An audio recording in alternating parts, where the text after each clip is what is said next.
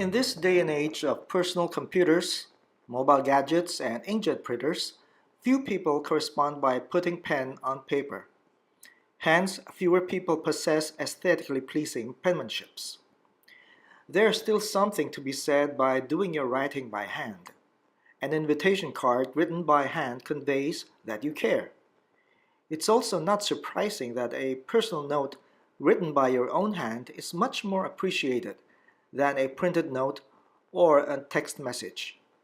And what's more, writing by hand in and of itself can be therapeutic and relaxing. And there is one writing instrument that can enhance your current handwriting style, and that is the calligraphy pen. Here you see that the writing from the calligraphy pen stands out against all other pens. You do not have to possess a good penmanship to make your handwriting look pleasing with a calligraphy pen. But there is a technique you need to learn before you can use it properly. It's not difficult and it's well worth the effort. In fact, the calligraphy pen will make any penmanship, whether you consider it ugly or not, look better.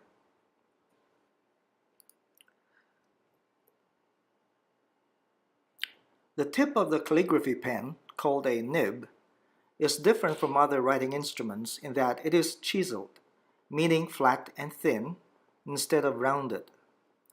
The tip can either be made of metal or felt.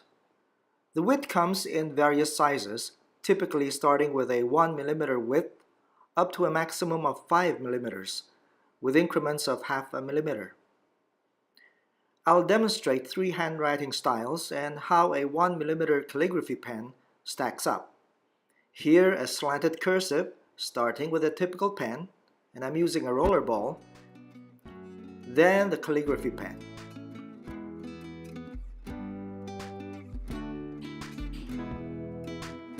A printed style, here with a roller ball,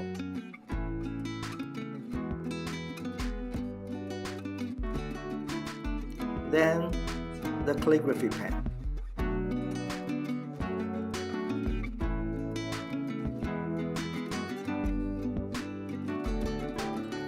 And whatever style you may call this, here with a roller ball and the calligraphy pen.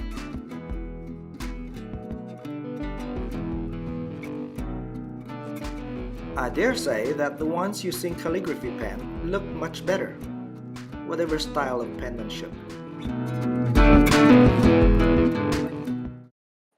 The most important technique to learn is how to hold the calligraphy pen. I'll demonstrate with a 3 mm felt tip calligraphy pen. First, hold the pen that you normally would. Angle the nib in such a way that the flat part of the tip completely touches the writing surface. Typically, when you're writing cursive, the pen angle is about 30 to 35 degrees. Draw a line perpendicular to the flat face of the tip as shown. The thickness of the line should be the same as the width of the tip. Then draw a line parallel to the flat face, which should be along the same angle as the pen angle. The line should be the thinnest that you can achieve. Then draw a triangle as shown, revealing both the thickest and the thinnest lines. If your pen angle is incorrect, you will not get the desired result, and it can damage a tip made of felt. Then practice a few of this curvy symbol, which is called tilde. Repeat this until you're comfortable. Then start writing the alphabets, starting with capital letters.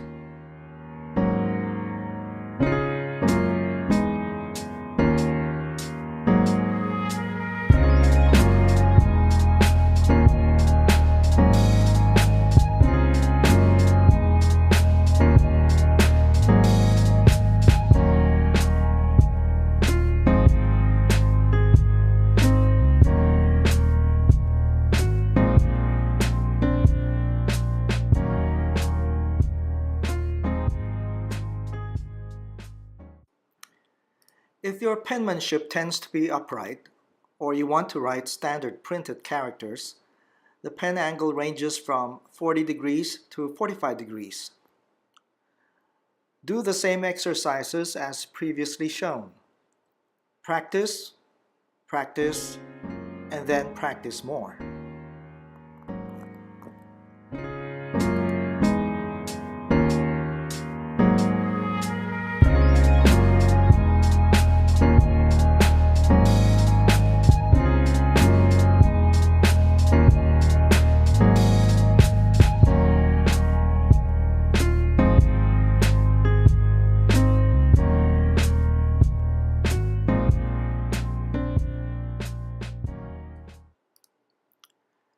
The rule of thumb is that the pen angle is around 30 to 40 degrees.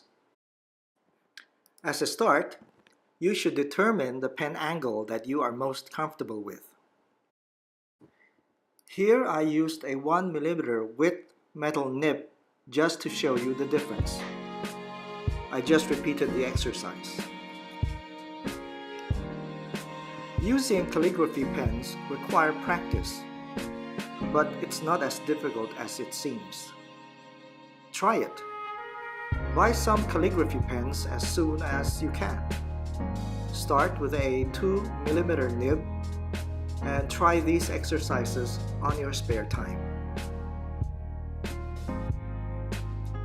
In the future, I'll demonstrate different alphabet styles and more exercises to get you to be more familiar with and comfortable in using a calligraphy pen. Then maybe you can send some notes or invitation cards using the calligraphy pen and show off your improved handwriting.